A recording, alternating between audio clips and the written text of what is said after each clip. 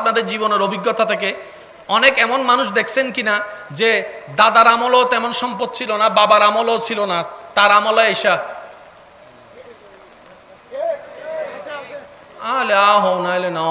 ভাই দাদারও তেমন কিছু ছিল না, বাবারও তেমন কিছু ছিল না, ছেলেরাও নাতির আমলে আইসা। আবার অনেকে আছে দাদার আমলও সম্পত্তি, বাবার আমলও সম্পত্তি, তার আমলে আইসা। যেটাকে আপনারা বলেন যে রব চাইলে ফকিরকে ধনী, ধনীকে ফকির সেকেন্ডে বানাইতে পারেন। মনে রাখবেন, আজকে যা ঘটনা ঘটছে এটা আজকের কাহিনী নয়, পিছনে কিছু ইতিহাস আছে। দাদার আমলে একজনের জায়গা দখল করে নিয়েছে, ওই দাদাটা রবের দিকে তাকায় ধৈর্য ধরেছে, ক্ষমা করে দিয়েছে। রব বলে যে তোর ধৈর্য ধরাটা আমার পছন্দ হয়েছে, তুই 2 কানি জায়গা ছাড়ছস, তোর নাতির আমি 10 কানির মালিক বানাই দিলাম।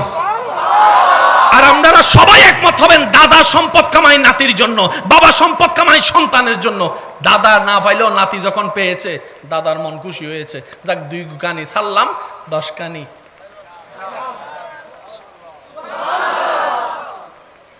কিন্তু এই লেনদেন কি আমরা করছি এই পর্যন্ত?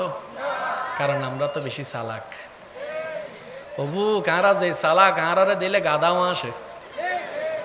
আয় অনরের হতা নহর, আয় আর হতা হইদি আর নান চালাকর দিলে গাদাও আসে, হতে তুই না চালাক। আমি কেমনে আপনাদেরকে বুঝাই? উলামা ইকরাম স্টেজে আছেন, ওনাদের দোয়া নিয়ে বলতে চাই।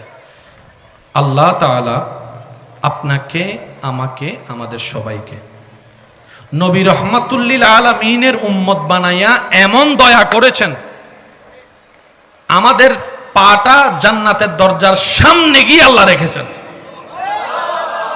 আমি মন মতো শুনি নাই, আপনার আমার পাটা স্বপ্নের জায়গা জান্নাতের ঠিক দরজার সামনে গিয়ে রেখেছেন।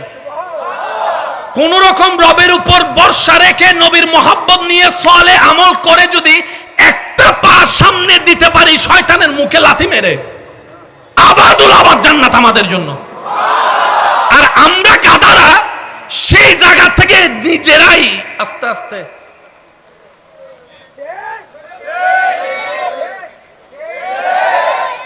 ওলামায়ে কেরাম কি বলবে জানি না, আমি পাগল মানুষ, পাগলের কথা বলে যাই।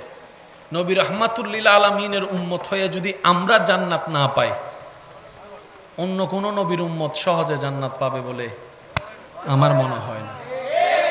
আমার মনে হয় না। আপনি কেমন নবীর উম্মত হওয়ার কারণে জানেন? ফেরেশতার কোনো গুনাহ, ফেরেশতার কোনো গুনাহ নাই, আমাদের গুনাহ আছে। ফেরেশতার কোনো ভুল নাই, আমাদের ভুল আছে। ফেরেশতার আমলের নেকি আর নেকি, আমাদের আমলের নেকি বলতে তেমন কিছু নাই। কিন্তু আল্লাহ আপনাকে এমন সম্মান দান করেছেন নবীর উম্মত হওয়ার কারণে, 2টা ফেরেশতাকে আল্লাহ আপনার ডিউটিতে লাগাই রেখেছেন। ফেরেশতাকে দিয়ে আল্লাহ আপনার ডিউটি করাচ্ছে, আপনাকে দিয়ে ফেরেশতার ডিউটি করায় নাই। আর একটু মন খুলে বলেন না সুবহানাল্লাহ। আপনার ডিউটি ফেরেশতা করতেছে, ফেরেশতার ডিউটি আল্লাহ আপনাকে দিয়ে করাচ্ছে না। ফেরেশতা বলে যে আল্লাহ আমার তো গুনাহ নাই, তুমি শেষ পর্যন্ত গুনাহগারের ডিউটি করাচ্ছ আমার মতো একটা নিষ্পাপ ফেরেশতারে দিয়ে। আল্লাহ হয়তো সুপ্তাক ইবে তো তুমি বহুত দামি। আর একটু জোরে বলেন না, আমার সৃষ্টিটা তোর চাইতেও দামি। আশরাফুল মাখলুকাত।